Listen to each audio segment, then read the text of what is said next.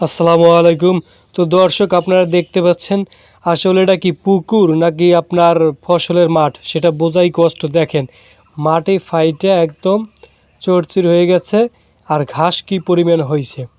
তবে হ্যাঁ দর্শক, এই যে আপনারা দেখতে পাচ্ছেন এটা হলো যে একটা পুকুর, পুকুরে মাছ ছিল।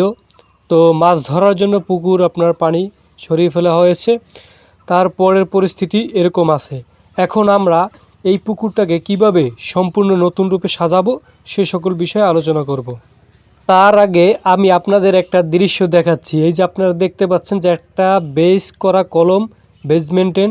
তো এই বেজের তলার যে মাটি আছে দেখেন একবার অবস্থা, একদম তল অবধি পর্যন্ত আপনার যে মাটি ছিল সেই মাটিগুলো কিন্তু যখন মাছ ছিল এই পুকুরে সেই মাছে কিন্তু সব খরিল করে সব মাটি কিন্তু তল দিয়ে বের করে ফেলছে। এমতো অবস্থায় দেখতে পাচ্ছেন ওয়ালটা খুব ঝুঁকিতে আছে।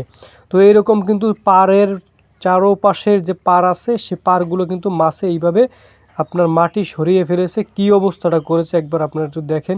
গাছগাছলা যেখানে যা আছে সব কিছু একদম আপনার মাটি খেয়ে সব নাড়াচড়া করে নামিয়ে ফেলেছে নিচের দিকে। এমতো অবস্থায় খুব বেতাল অবস্থা।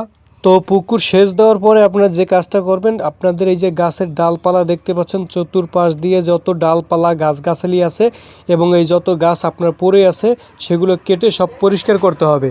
এবং আপনাদের এই যে দেখাচ্ছি কি পরিমাণে আপনার শুকনো পাতা পড়ে আছে, এই পাতাগুলো কিন্তু সব সুন্দরভাবে উঠিয়ে ফেলতে হবে। এবং এই যে টুনি আছে বাঁশের সেগুলো পড়ে আছে। এছাড়াও কিন্তু এই যে দেখতে পাচ্ছেন বিভিন্ন ধরনের মরা গাছ বা শুকনা কাঠ সেগুলো পড়ে আছে এবং হেলে আছে পুকুরের দিকে। তো এই জাতীয় যত আপনার ঠিক আছে ময়লা আবর্জনা আছে সবগুলো একদম কাছাইয়া আপনার সব কিন্তু উপরে উঠাতে হবে। তা না হলে হবে কি, আপনি যখন পুকুরে পানি দেবেন, হ্যাঁ, দেওয়ার পরে এইগুলো কিন্তু আপনার পচবে, পচার পরে কিন্তু প্রচুর পরিমাণে কিন্তু গ্যাস হবে পানিতে এবং পানি কিন্তু নষ্ট হয়ে যাবে এবং সেই পানি পরিষ্কার করতে গেলে কিন্তু অনেক ব্যয়বহুল খরচা এবং মাছ ছাড়তেও কিন্তু আপনাদের অনেক দেরি হয়ে যাবে। তো এই জন্য আপনারা এই সব পরিষ্কার করে ফেলবেন এবং যত আপনার ঘাস হয় পুকুরের মধ্যে লতা পাতা যা আছে সব কিছু আপনাকে উঠিয়ে ফেলতে হবে।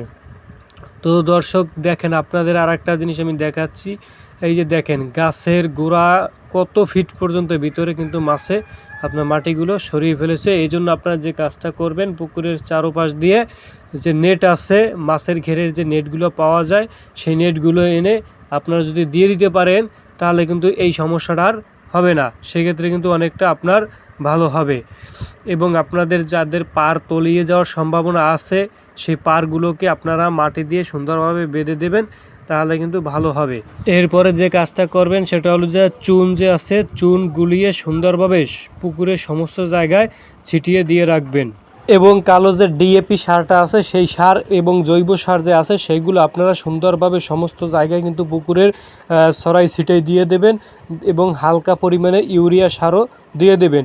এর পরবর্তীতে আপনারা কিন্তু পানি দিয়ে সম্পূর্ণ পুকুরটি ভরে ফেলবেন এবং পানি দেওয়ার পরে আপনারা যে কী কার্যকলাপ করবেন, কি করবেন এবং কোন ধরনের পরিস্থিতি নিলে ভালো হবে সে সকল বিষয়ে আমাদের নেক্সট ভিডিও আসতে আছে, অবশ্যই সেটা দেখলে আপনারা বুঝতে পারবেন।